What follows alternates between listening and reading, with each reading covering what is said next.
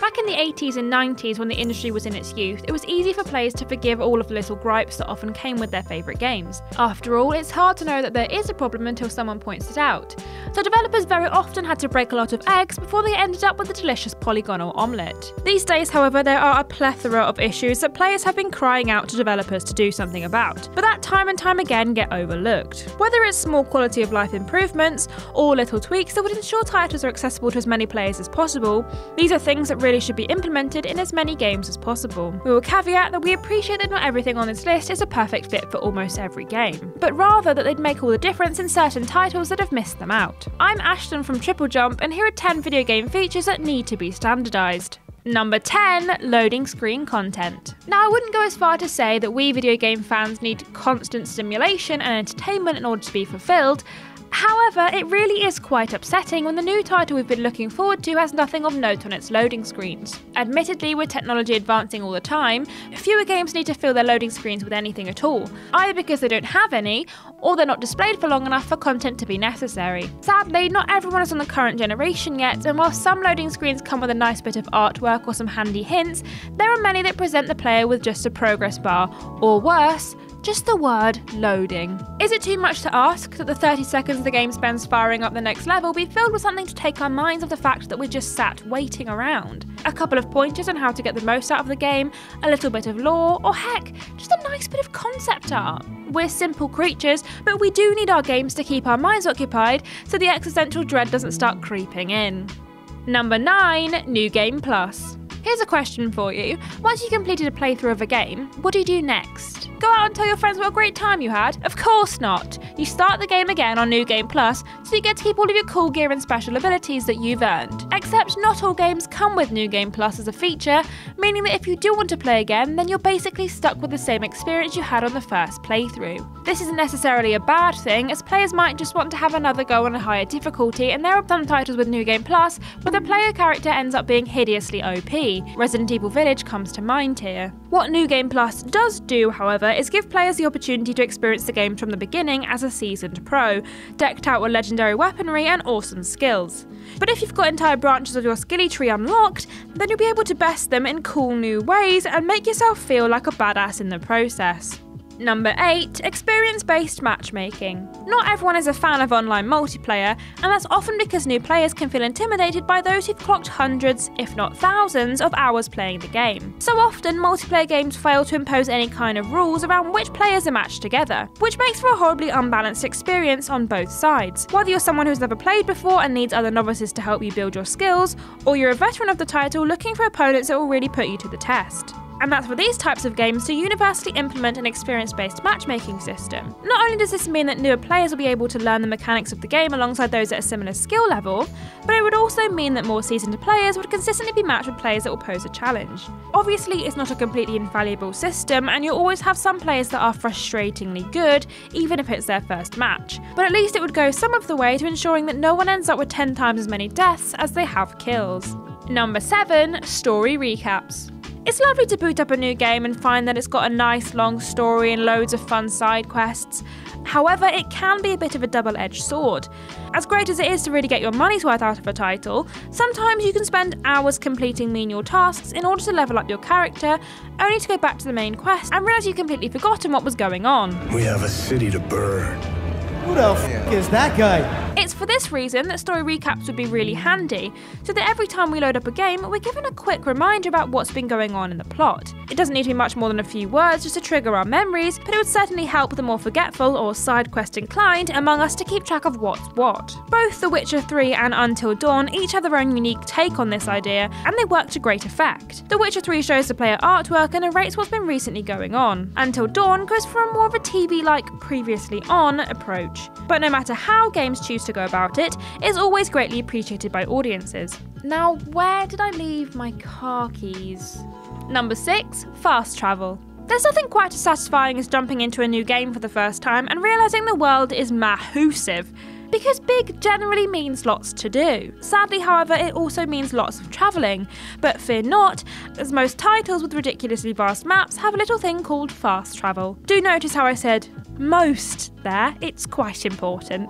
Whilst many large-scale games do come with some sort of fast travel mechanic, there are still some that don't, leaving worry players to trudge for miles in order to reach their destination. We're fine with it the first time, as it kind of makes sense, certainly in terms of video game logic, that whatever magic or voodoo your character has to do relies on them having been to the place before. But if we've got to trudge miles and miles to different parts of the map every time we have a quest, well, that just ain't gonna fly. Games like Grand Theft Auto 5 prove how irritating it can be when fast travel isn't available.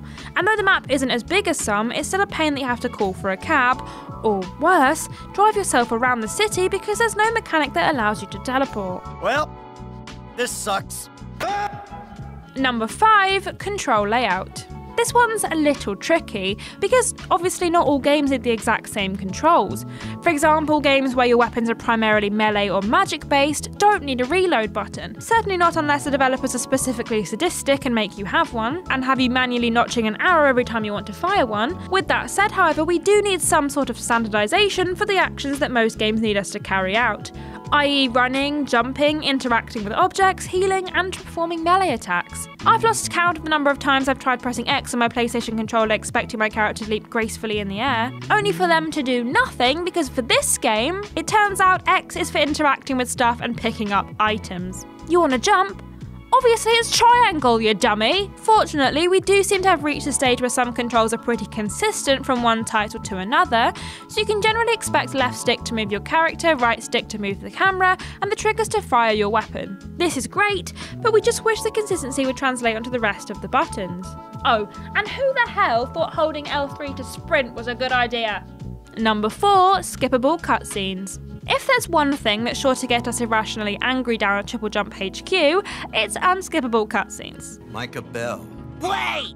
Don't tell me! We've all been there.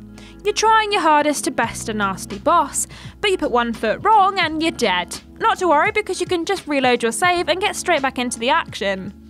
Right? Now you must. What's equally irritating is pressing the start button to pause a cutscene, because we're humans and sometimes we have to answer the door or go to the toilet. And the darned thing just skips. I just wanted to pause it for a second, so I used the button that I've been using to pause for the entire rest of the game. And now, I'll never know whatever important information was in that cut. There's a very simple solution to all of this. We just need cutscenes to pause and pop up with a little menu when you press a button asking if you really want to skip or if you're just pausing them.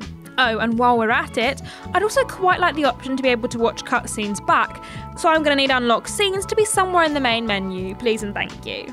I like that. Number 3, upfront accessibility options.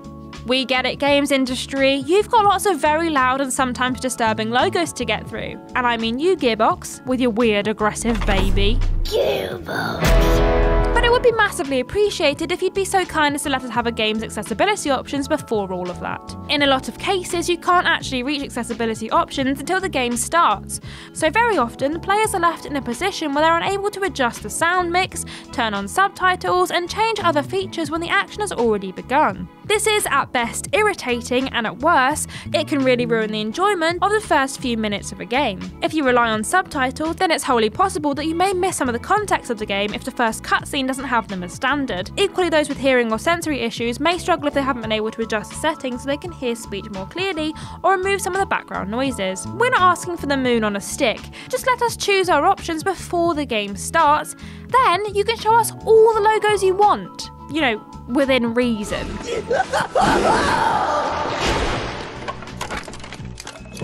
Number 2, difficulty options. Now, before anyone's panties get bunched, yes, I'm looking at you, Soulsborne fans, we're not saying that every game ever made should have a difficulty option. If the main selling point of the title is that it's challenging, and you need to keep trying and failing in order to ultimately succeed, then obviously it's going to lose something if you tack on an easy mode. With that said, however, most games would benefit from having different levels of difficulty available to players, and not only that, but difficulty that can be adjusted within the game itself. Sometimes you just want to enjoy the game for the story, or like our writer and me, you might just be bad at video games. And so hugely challenging combat is just going to detract from your whole experience. If there's an easy option though, you can have a nice time soaking in the narrative without having to worry about fighting the same boss over and over. Not only this, but having different difficulty settings available within a game ensures that it's accessible to as many people as possible. And nudging down the difficulty can often mean the difference between someone being able to comfortably play a title and have a good time, and someone being completely excluded from the experience.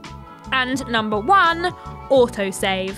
Here it is, folks, the one thing that we heartily believe would improve 9 out of 10 video games that it isn't already present in. We get that there are some titles for which an autosave feature might be damaging. For example, permadeath is a core gameplay mechanic for most roguelikes, so it doesn't make sense to be able to save the game on the regular. Otherwise it kind of takes away the significance of dying. The same goes for survival horror. Since the scarcity of resources is a key feature of the genre, it strips out some of the tension if you can save whenever you want. For games where neither of these things are a consideration, however, we really do wish that developers would include an autosave feature as standard.